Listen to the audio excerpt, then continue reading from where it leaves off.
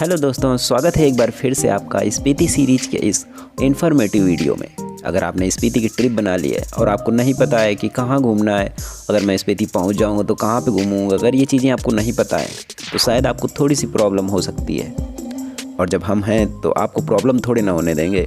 हमारे रहते आपको प्रॉब्लम हो जाए ये तो बिल्कुल भी अच्छी बात नहीं है। तो चलो जी, आपको बताते हैं कि आप स्पीति में कौन कौन से प्लेसेस विजिट कर सकते हैं। आप स्पीति जाकर कहाँ कौन कौन सी जगह में जाकर घूम सकते हैं, कहाँ कहाँ पर जाकर घूम सकते हैं, ये सारी जानकारी मैं आज आपको इस वीडियो में देने वाला हूँ। वैसे तो स्पीति पहुँचने के दो रूट हैं, एक तो मनाली वाली साइड से और दूसरा शिमला वाली साइड से। तो अगर आप चाहें तो शिमला वाली साइड से जाकर यानी शिमला वाया रामपुर, नारकंडा और रिकांगपिओ होते हुए स्पीति पहुँच सकते हैं। इसके बाद आप उधर से वापस मनाली वाली साइड से वापस आ सकते हैं। लेकिन इसमें प्रॉब्लम ये होती है कि अगर आप विंटर में स्पीति की ट्रिप कर रहे हैं तो आपको मनाली वाला पूरा रूट जो है वो क्लोज मिलता है और आपके पास एक ही ऑप्शन होता है कि आप शिमला वाली साइड से जाकर और इधर से ही आपको वापस आना होता है। तो सपोज दैट आप शिमला से स्पीति वाया रिकांगपिओ जा रहे हैं तो बस अपनी जर्नी की शुरुआत कर दीजिए रिकांगपिओ से 7 किलोमीटर की दूरी पर स्थित एक बेहद ही खूबसूरत प्लेस कल्पा से। कल्पा बेहद ही खूबसूरत जगह है, तो आप यहाँ पर 2 नाइट या 1 नाइट का स्टे कर सकते हैं। वैसे मेरी एडवाइस यही है कि आप 2 नाइट का स्टे करें और यहाँ के नज़ारों और प्रकृति खूबसूरती का आनंद लें। कल्पा से ही आप रोगी विलेज तक का ट्रैक कर सकते हैं, जहाँ पर आपकी मुलाकात होगी सुसाइड पॉइंट से। तो कल्पा और रोगी विलेज का डिटेल वीडियो अगर आप देखना चाहते हैं तो मैंने आई बटन में लिंक दिया है, वहाँ पर जाकर आप उसे देख सकते हैं। मैंने स्पीति की सीरीज़ की सारी जो भी वीडियोज़ हैं सभी स्थानों की वो मैंने बना रखी है पहले से, तो आपको प्लेलिस्ट में जाकर वो देखनी है। जो मेरे चैनल पर आपको प्लेलिस्ट मिलेगी स्पीति द ड्रीम डेस्टिनेशन, उस प्लेलिस्ट में आपको सारी वीडियोज़ मिल जाएंगी। तो अगर आप डिटेल्ड वीडियो देखना चाहते हैं तो आप वो चेकआउट कर सकते हैं। कल्पा घूमने के बाद अगर आप चाहें तो 1 या 2 दिन के लिए सांगला और चिटकुल भी जा सकते हैं।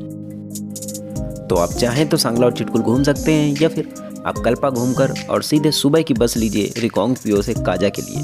देखिए, रिकांगपिओ से काजा के लिए बस का सीन ये होता है कि आप सुबह वैसे तो 6 बजे या जैसे समर में होता है, समर में 5 बजे 5:30 बजे बस यहाँ से निकलती है पीओ बस स्टैंड से।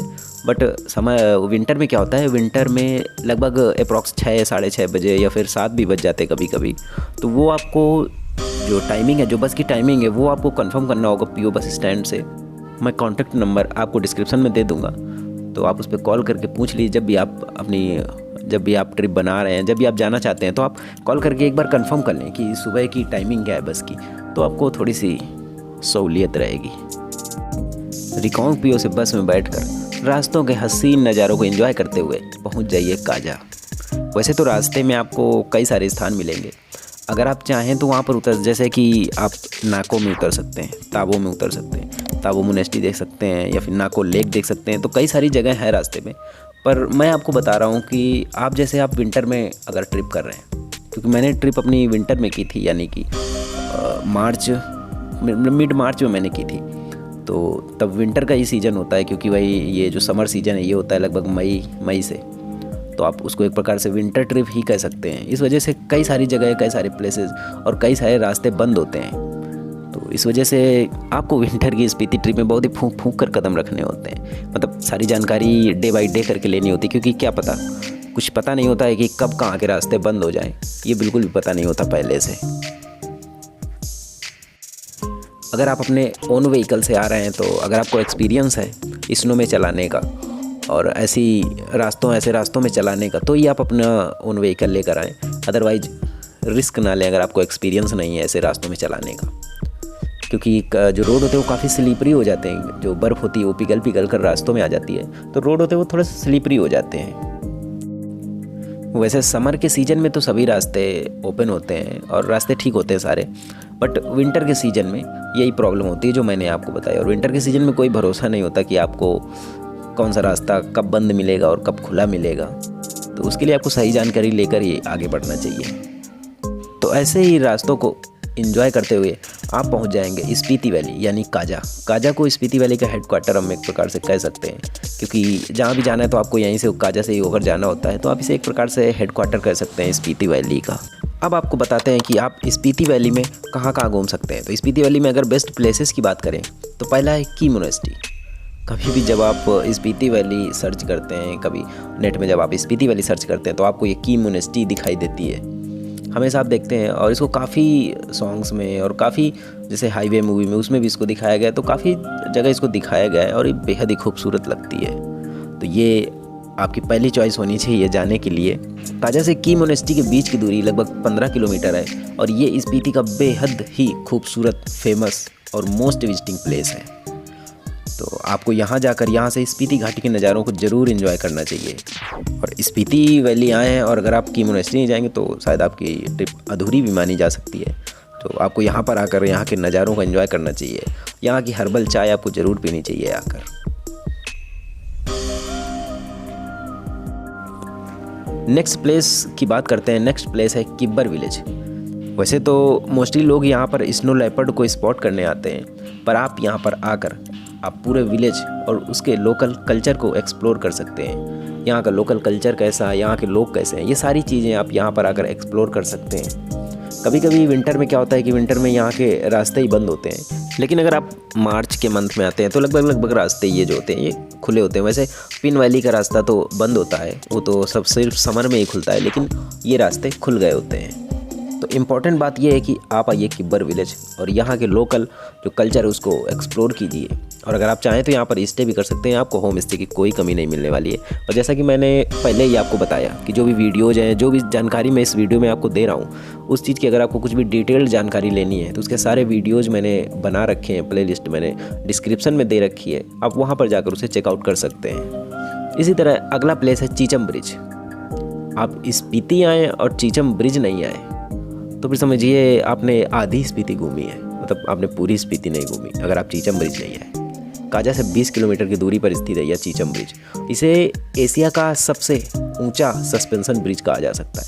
जब भी आप इस ब्रिज में अगर आप खड़े हैं और अगर आप इधर से उधर तक कोई गाड़ी गुजरती है इस ब्रिज से, तो आपको सस्पेंशन, मतलब ये सस्पेंशन ब्रिज इस वजह से कहा जाता है। अगर आप बीच में खड़े हैं और कोई जो गाड़ी है वो इधर से उधर जाती है तो ये थोड़ा थोड़ा आपको वाइब्रेट करता है, मतलब वाइब्रेशन आपको फील होता है कि जो ब्रिज है ये हिल रहा है। इसकी लंबाई 120 मीटर और ऊंचाई 150 मीटर है, मतलब 150 मीटर है। यह जिस नाले पर बना हुआ है उसे सांबा लांबा नाला कहते हैं। इस ब्रिज से कमाल के नज़ारे आपको देखने को मिलते हैं। ये कमाल के नज़ारे आपकी आंखों से छूट न जाए, इसलिए आपको यहाँ पर ज़रूर आना चाहिए। और जब आप यहाँ पर आएंगे तभी तो आप इसकी वाइब्रेशन को, इसके सस्पेंशन को आप फील कर पाएंगे। तो ये भी स्पीति ट्रिप का एक मोस्ट विजिटिंग प्लेस है।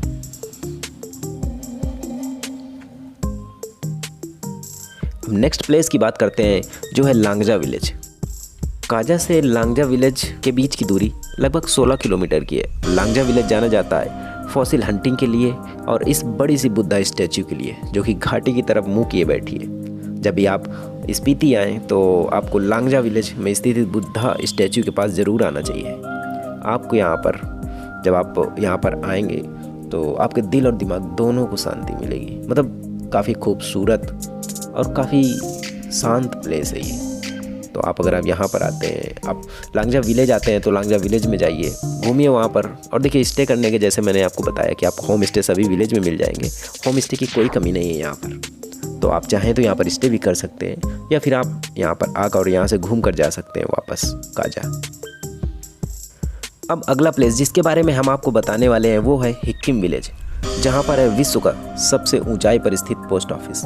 आप यहाँ पर आकर अपने लव्ड वंस के लिए पत्र भेज सकते हैं, यानी लेटर भेज सकते हैं, लेटर यहाँ से पोस्ट कर सकते हैं। तो यहाँ पर भी आपको ज़रूर आना चाहिए, क्योंकि आपके अंदर भी तो वो फील होनी चाहिए ना कि हाँ मैं किसी विश्व के सबसे ऊंचे पोस्ट ऑफिस में गया था। वैसे जब मैं गया था तब तो मैं संडे के दिन गया था तो पोस्ट ऑफिस बंद था, तो मैं तो ऐसा कुछ नहीं कर पाया। लेकिन जब आप आते हैं तो अगर संडे को आप नहीं आ रहे, पोस्ट ऑफिस खुला है, तो यहाँ से आकर एक लेटर ज़रूर पोस्ट करें। स्पीति का नेक्स्ट प्लेस जो आप विजिट कर सकते हैं वो है कॉमिक विलेज, जिसे वर्ल्ड हाईएस्ट मोटरेबल विलेज भी कहा जाता है।